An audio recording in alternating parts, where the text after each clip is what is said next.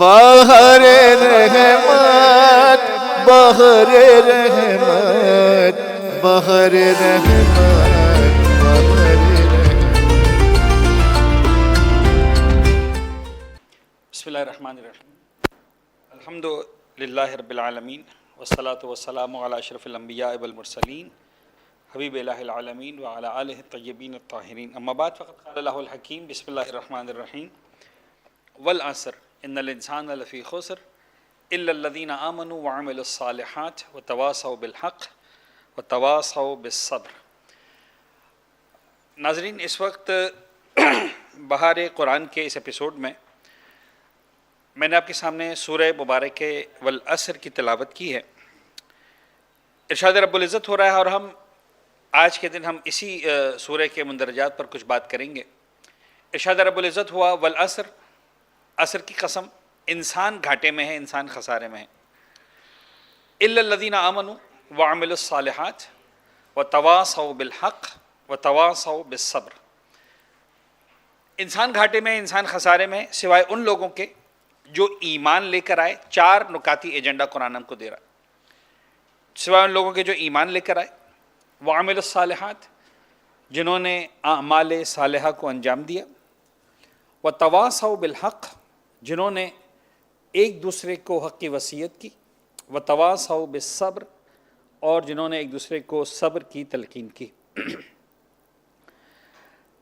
One by one ہم نکات کو دیکھیں گے جو اس سورہ مبارکہ میں قرآن مجید نے ہم کو میسیجز دیے ہیں، جو علماء نے تفاسیر کے اندر جن نکات کو بیان کیا ہے، میں اس کا خلاصہ آپ کے سامنے پیش کر رہا ہوں۔ سب سے پہلے نکتہ تو یہی ہے کہ قرآن مجید اور پروردگار عالم قسم کھا کر بات کر رہا ہے۔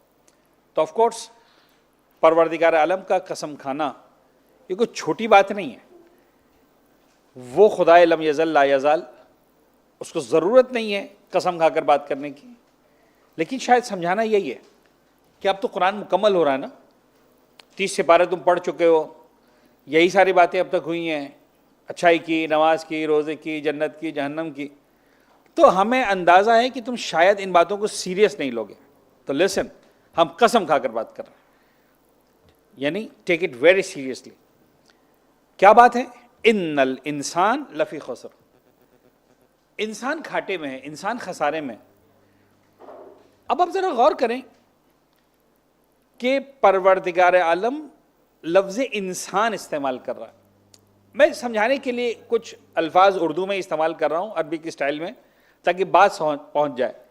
یعنی پروردگار نہیں کہہ رہا کہ ان المسلمان لفی خسر، یا ان المومن لفی خسر، یا ان المنافق لفی خسر، یا ان الکافر لفی خسر۔ نہیں، یہ بات مسلمان کی، مومن کی، منافق کی، کافر کی نہیں ہو رہی۔ نہ پروردگار کہہ رہا ہے ان الکالا لفی خسر، ان الگورا لفی خسر، نہیں جی، کالے اور گورے کی بات بھی نہیں ہو رہی۔ نہ پروردگار کہہ رہا ہے کہ مالدار لفی خسر یا غریب لفی خسر، مرد لفی خسر یا عورت لفی خسر، نہیں۔ اس کا تعلق نہ مرد سے، نہ عورت سے، نہ جوان سے، نہ بوڑھے سے، نہ بچے سے، نہ کالے سے، نہ گورے سے۔ انسان regardless of his gender, regardless of his wealth, regardless of his کہتے ہیں نا کہ کاسٹ، کلر، کریڈ، کہیں سے بھی ہے، انسان ہے خسارے میں۔ اگر اس خسارے سے بچنا ہے، کیا آپشن ہے؟ فرسٹ، الا الذین آمنوا، سب سے پہلے ایمان لے کر آؤ۔ یعنی بنیاد جو ہے وہ ایمان ہے۔ اب یوں سمجھ لیجئے کہ عمل صالح بھی در حقیقت اس وقت کام آئے گا جب انسان ایمان کے ساتھ ان اعمال صالحہ کو انجام دے گا۔ مثال کے طور پر میں کسی ملک میں چلا جاتا ہوں غیر قانونی طور پر، تو جتنے بھی اچھے کام کر لوں،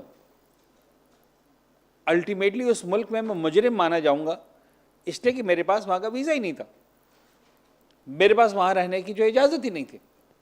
تو میرے اچھے کام، میری نیکیاں، میری اچھائیاں مجھے مجرم ہونے سے ہٹا نہیں سکیں گے۔ ایمان وہ ویزا ہے جو انسان کو عمل پر لے کے جاتا ہے۔ الا الذین آمنوا وعملوا الصالحات وتواصوا بالحق وتواصوا بالصبر۔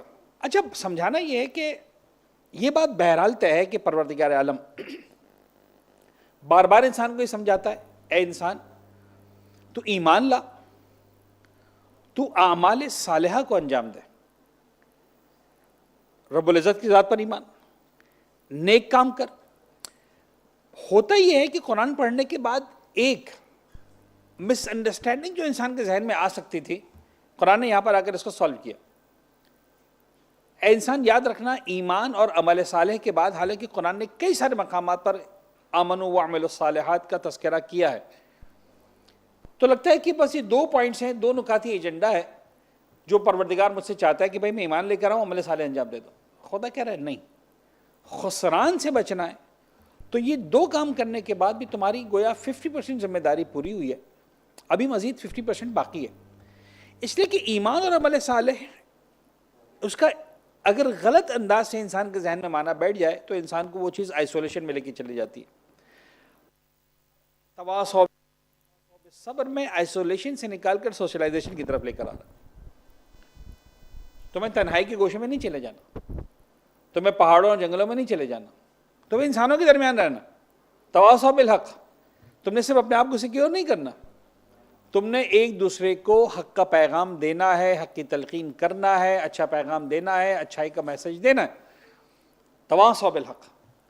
اچھا، یہ تواصوا بالحق جب انسان کرتا ہے تو ظاہر سی بات ہے کہ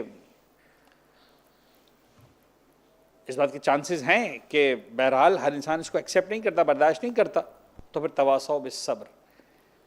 دوسرا کام جو تمہیں کرنا ہے وہ یہ کرنا ہے کہ ایک دوسرے کو صبر کی تلقین کرنا ہے. جو میں سمجھا ہوں قرآن مجید کی ان آیت کے مطالعات کے بعد، تفاسیر کے مطالعات کے بعد، وہ آسان الفاظ میں تواصوا بالحق ایک بڑے دائرے کے اندر ہوگا. آپ ایک بڑے دائرے میں جو دین کا پیغام دیں گے، دین کی بات بتائیں گے، سچائی اور حق کی بات کریں گے. لیکن تواصوا بالصبر کا اگر آسان ترین ترجمہ ہے میک اے ٹیم. تم ٹیم بناؤ، ایک ایسی چھوٹی ٹیم کہ جس کے افراد ایک دوسرے کو موٹیویٹ کر رہے ہو، تواصوا بالصبر، حوصلہ دے رہے ہو. کوئی بات نہیں یار، ہوتا ہے، لوگ نہیں سنتے، اپریشیٹ نہیں کرتے، ایکسیپٹ نہیں کرتے، لیکن ہمیں انشاءاللہ اپنا کام کرتے رہنا ہے. تو بازان گرامی، یہاں پر اگر میں سورہ کو مکمل کرتے اور انشاءاللہ خدا سے دعا کرتے ہیں کہ پروردگار عالم ہم سب کو سورہ کے مفاہیم کے مطابق بہترین ایمان، بہترین عمل صالح، بہترین تواصوا بالحق اور بہترین تواصوا بالصبر کی توفیق عنایت کرے. رمضان کے مہینے میں ہماری دعاؤں، روزوں، نمازوں کو اپنی بارگاہ میں شرف قبولیت عنایت فرمائے. وآخر دعوانا ان الحمدللہ رب العالمین. بہر رحمت، بہر رحمت، بہر رحمت.